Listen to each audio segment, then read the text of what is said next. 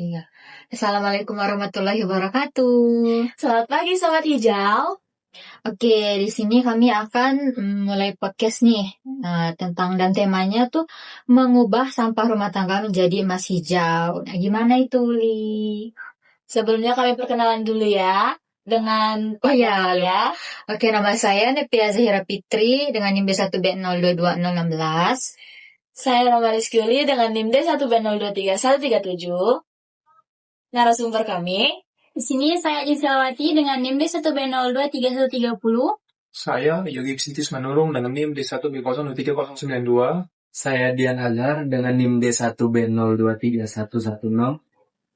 Nah, tadi kan kita sudah tahu nih, tema kita itu hari ini mengubah sampah rumah tangga menjadi emas hijau. Tentu kita tahu ya, kalau sampah organik itu yang bisa diubah menjadi pupuk kompos. Nah, coba kita lihat lagi ya ke keranjang sampah kita. Di situ kan banyak sisa-sisa sampah rumah tangga itu kayak sisa sayuran, sisa kulit buah, dan juga ada ampas kopi.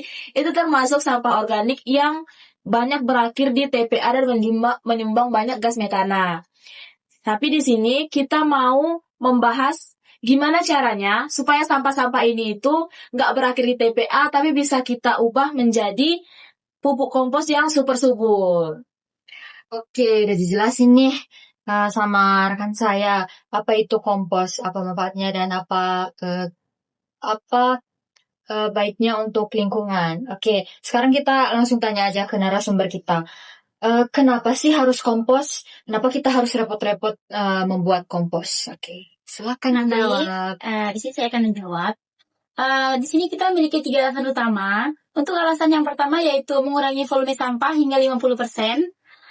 Dan itu berarti mengurangi beban TPA dan polusi. Nah, untuk yang kedua, kompos adalah nutrisi terbaik untuk tanaman kita, di mana kompos itu bisa menggemburkan tanah. Dan untuk yang ketiga, yaitu tentu saja kita tidak perlu repot-repot lagi untuk membeli pupuk pabrik. Oke, pertanyaan selanjutnya ini. Apa sih bahan baku untuk pembuatan kompos? Di sini ada istilahnya nih, apa itu bahan hijau, si hijau dan juga si coklat. Itu maksudnya gimana? Nah, si hijau ini masih adalah bahan yang kaya nitrogen. Itu biasanya berupa seperti potongan rumput, sisa sayuran, dan kulit buah. Ini akan memberikan protein dan kelembapan bagi tanaman. Sedangkan si coklat, itu kaya akan karbon. Itu contohnya adalah koran, kardus, dan daun-daun kering. Ini akan memberikan serat dan sirkulasi udara bagi tanaman. Ini keseimbangan itu harus antara 1 hijau dan 2 atau 3 bagian coklat. Ini perlu seimbang supaya pembusukan optimal dan tidak bau. Oke, kita kan udah tahu nih ada perbandingan nih tadi. Nah, boleh dong dikasih narasumber kami itu gimana sih langkah praktisnya nih atau cara-cara praktisnya nih supaya kita tuh bisa buat kompos sendiri di rumah. Nah, baik. Seperti tadi yang sudah dijelaskan oleh rekan saya, kita sudah memiliki si hijau dan si coklat. Nah, di sini untuk langkah-langkah yang pertama yaitu kita perlu menyiapkan wadah. Di mana wadahnya ini yang tertutup dan memiliki lubang ventilasi di sisinya untuk aliran udara. Lalu setelahnya, yang pertama yaitu kita harus ada lapisan dasar. Lapisan dasar itu dengan bahan lapisan coklat seperti ranting kecil atau serutan kayu untuk drainase. Lalu kita masukkan lapisan hijau, baru diikuti dengan lapisan coklat. Itu kita pastikan kelembapannya tidak terlalu basah atau tidak terlalu kering. Kalau terlalu basah, peras sponsnya. Kalau terlalu kering, tambahnya dikit. Selanjutnya itu ada pengadukan, di mana setiap 5-7 hari, kompos Anda itu harus diaduk. Pengadukan itu memasukkan oksigen yang mempercepat pembusukan. Selanjutnya yaitu setelah pengadukan ada kesabaran, di mana dalam 2 hingga 4 bulan tergantung kondisi dan bahan, sampah Anda akan berubah menjadi kompos, berwarna coklat gelap, remah-remah dan berbau tanah.